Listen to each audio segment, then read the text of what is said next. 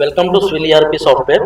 ఈరోజు మనం product మాస్టర్లో new ప్రోడక్ట్ని ఎలా క్రియేట్ చేయాలో చూద్దాం.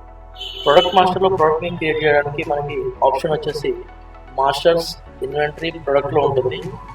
మనం దీన్ని రైట్ క్లిక్ చేసుకొని సెండ్ టు డెస్క్టాప్ అనేసి మనం ఐకాన్ డాష్ బోర్డ్లో క్రియేట్ చేసుకోవడానికి వస్తుంది. డాష్ బోర్డ్లో ఉన్నటువంటి ప్రొడక్ట్ మాస్టర్ ఐకాన్ని ఓపెన్ చేసి న్యూ ప్రోడక్ట్, ఇక్కడ ప్రోడక్ట్లో వచ్చేసి ప్రోడక్ట్ డీటెయిల్స్ ఎంటర్ చేయాలి. ఇక్కడ ఆ ప్రోడక్ట్ డీటెయిల్స్లో మనకి ఆ ప్రోడక్ట్ మార్కెటింగ్ ఉంటుంది. ఫర్ ఎగ్జాంపుల్ అది కంపెనీ నేమ్ అవుతుంది. ప్రోడక్ట్ నేమ్ వచ్చేసి company name up and enterprise అనుకోండి. నెక్స్ట్ వచ్చేసి second option category. For example ఇప్పుడు ఫర్టిలైజర్ స్టోర్ అనుకోండి, ఫర్టిలైజర్ సీడ్స్, పెస్టిసైడ్స్ అలా ఉంటాయి.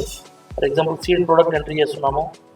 సీడ్ ఎంటర్ చేసుకోగానే డైరెక్ట్గా మనకి ఇక్కడ ఏంటంటే HSN code, sale tax, purchase tax ఆటోమేటిక్గా తీసుకుంటుంది. మనం కేటగిరీ క్రియేట్ చేసినప్పుడే HSN code, sale tax, purchase tax ఇచ్చేసినట్లయితే category తీసుకోగానే ఆటోమేటిక్గా HSN code, sale tax, purchase tax enter అవుతుంది. డైరెక్ట్గా మనం ప్రోడక్ట్ నేమ్ ఎంటర్ చేసుకోవడానికి వస్తుంది. దీంట్లో మనకి ఇంపార్టెంట్ ఫీల్డ్స్ ఉంటాయి. మార్కెటింగ్, కేటగిరీ, ప్రోడక్ట్ నేమ్, ఇవి 3 ఫీల్డ్స్ వచ్చేసి ఇంపార్టెంట్, మ్యాండేటరీగా ఎంటర్ చేయాలి కంపల్సరీ. హెచ్ఎస్ఎన్ కోడ్ అనేది సీడ్ కేటగిరీ ఎంటర్ చేసినప్పుడే హెచ్ఎస్ఎన్ కోడ్ కూడా అక్కడ ఎంటర్ చేస్తాం కాబట్టి డిఫాల్ట్గా వచ్చేస్తుంది. ఫర్ ఎగ్జాంపుల్ ప్రొడక్ట్ నేమ్ వచ్చేసి సీడ్లో పాల్గ్రీన్ నవీన్ 1 kg అనుకోండి, సేమ్ ఇలా ఎంటర్ చేసుకోవాలి. ఇది మనం బార్కోడ్తో మెయింటైన్ చేయాలి అనుకుంటే కనుక బార్కోడ్ తీసుకోవడానికి వస్తుంది. ప్రొడక్ట్ పైన బార్కోడ్ ఉన్నట్టయితే స్కానర్తో ఆటోమేటిక్గా ఇక్కడ స్కాన్ చేసుకోవచ్చు. ప్రొడక్ట్ పైన బార్కోడ్ లేకపోతే మనం ఆటో జనరేట్ చేసుకొని న్యూ బార్కోడ్ జనరేట్ చేసి బార్కోడ్ ప్రింటర్ ద్వారా స్టిక్కర్ ప్రింట్ చేసుకొని ప్రొడక్ట్ పైన చేసి కస్టమర్ వచ్చినప్పుడు సేల్ చేయడానికి కూడా వస్తుంది.